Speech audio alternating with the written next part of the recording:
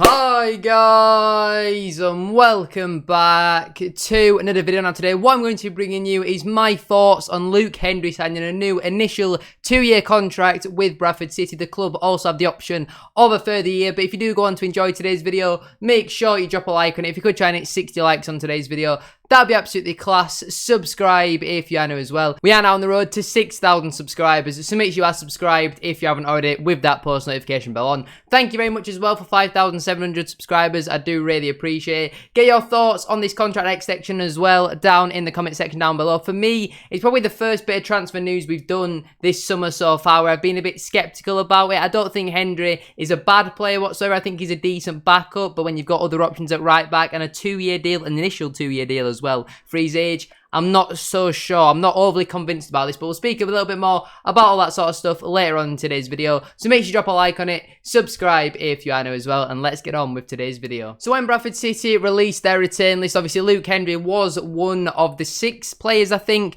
who were offered a new contract with the football club. As soon as he was offered one, a bit like Matty Fold and some others, we pretty much expected them to stay. Not, I wouldn't say regardless of what the offer was, but we pretty did. It was very likely that they were going to stay. But Bradford City confirmed it officially at 7:59 this morning. The tweet saying, breaking news, Luke Hendrie has agreed a new initial 2-year deal at the club. His story continues. The article does then read, Hendrie on board for 2 more years. Bradford City AFC is pleased to announce that defender Luke Hendrie has agreed a new initial 2-year deal at the club. The right back has put pen to paper on a contract which will see him remain at the Utility Energy Stadium till at least the summer of 2024, with the option of a further season at Valley Parade. Now in his second spell in West Yorkshire, the Manchester Academy graduate had made 16 appearances for the Bantams last season after re-signing from Hartlepool United in January, missing just 1 game under Mark Hughes. I think that was the game away at Colchester, if I do stand corrected. Son of City legend John Hendrie played 18 games for City on loan from Burnley during the 17-18 campaign and has also enjoyed spells at the likes of Shrewsbury Town, Grimsby Town and Kilmarnock. I didn't actually know he was at Kilmarnock. We'll obviously speak a little bit more about his career later on in today's video, but he said, I am really happy. Ever since I rejoined back in January, my focus was to extend my stay here,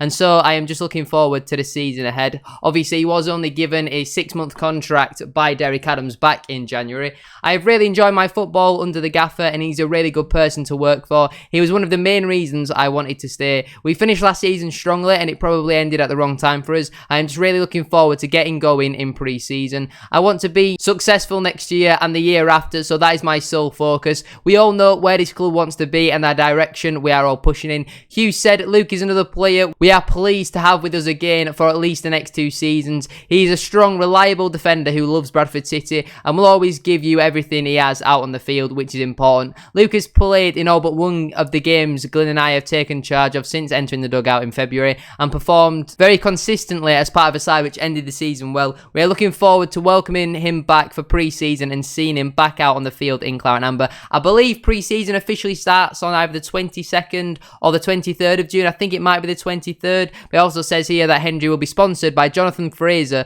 for the 22-23 campaign. Now, my thoughts on this, I don't think Hendrie's a bad player whatsoever. I just feel like is Luke Hendrie good enough to be a starting right back in a promotion winning side? For me personally, from what I've seen, I'm not so sure. Now, next season I would be love to be proved wrong and him be the best right back in the league, but from what I've seen previously, I think he's alright. A bit of a backup, I think, would be best, obviously. I would say he's very similar to Matty Folds in the fact that there is probably somebody better who plays in front of him. Obviously, we don't have that at the moment at right back. I do think he is the best right back we've currently got. Threlkel, I still don't think will be here next season. I think he's nowhere near the standard. Finkles and Dawson will probably go out on loan now, it looks. I still do think we need a first-choice right back. I don't think Hendrie is good enough to be a first-choice right back, and that's my opinion. I'm sure some people will disagree. I think as much as he will give everything for the shirt, and, you know, he always gives 110%, he just lacks a little bit of quality at times, especially going forward. I don't think he's great whatsoever. Defensively, he can be all right, but we have seen him have a few poor games. Bristol Rovers away, he got absolutely torn a new one, but going forward, I think he really does struggle. His crossing is massively does need to improve going into next season, because I don't think he's good at that whatsoever. We saw in that game at home to Tranmere where he had multiple opportunities to put a decent ball into the box before Jamie Walker scored. You know, there was a moment in the game where I think we were winning, but Andy Cook was getting so frustrated by Luke Hendrie because every cross he was putting in could not beat the first man. When he finally did that, obviously for Jamie Walker's goal, it was a great ball and then a great header from Jamie Walker. But I feel like with the quality you're going to need from fullbacks, we've got it on the other side with Liam Ryder. I think going forward, Ryder is great. He can put some great balls into the box, especially hanging them up towards the back post. Hendrie on the other side, I'm not so sure, and especially with him being given a 2-year deal. I think a 1-year deal with the option of a further year would have made more sense, but a 2-year deal, for me personally, I think Luke Hendrie is only good enough to be a backup and come in every now and again in League 2. If we get promoted in 22-23 campaign, I don't think he's anywhere near good enough to play in League 1. Now, I know Mark Hughes is a very good manager, but I don't think he's a miracle worker. I think if Luke Hendrie hadn't had his attachments, obviously, with his father, with the football club, I wouldn't expect a lot of the fan base to be as on board with this as what they are. I know it's definitely something that has split the opinion of the fan base. I don't think, like I said, I don't think Hendrie's a bad player whatsoever. I just think he's a decent backup.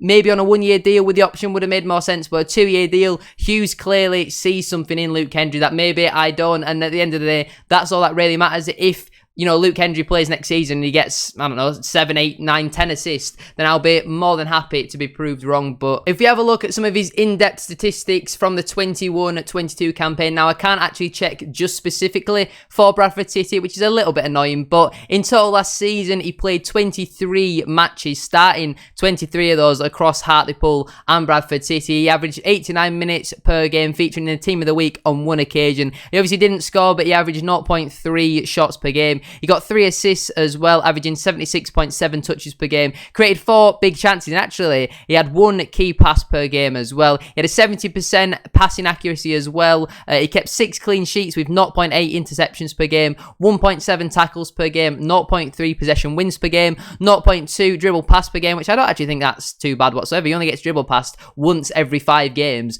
I don't think that's bad whatsoever. I actually thought it was a lot higher than that, and he also has 3 clearances per game. 0 errors leading to his shot, but he does have 1 error which leads to a goal. I can't remember what game that was for, so I presume that might have been for Hartlepool, or it might have been in a game where I didn't go to. In terms of dribbling stats, he has 60% successful dribbles, averaging 0.3 dribbles per game. He averages 4.9 total duels per game, winning 53% of those, and he also averages 3 ground duels per game, winning 63% of those, and then he averages 1.9 aerial duels per game, winning 42% of those. He averaged a 6.97 across the 23 league appearances as well, for obviously for both clubs. You know, in the last 3 games of the season, he averaged a 7.1 in the Scunthorpe game, a 7.1 in the Sutton game, and a 7.5 in the Carlisle game. The only 2 games from Hartlepool onwards where he didn't average at least a 7 were Port Vale at home, where we lost 2-1, and Bristol Rovers away, where we lost 2-1 as well. As I've said, overall, I think I would say I'm happy with this, but the 2-year deal is definitely something that I am a little bit sceptical about. But as always, I will trust Mark Hughes and what his thoughts and plans are going into next season.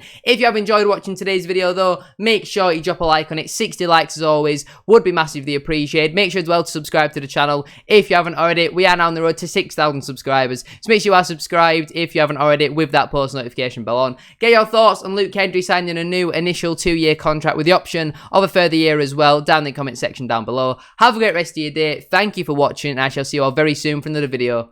Peace.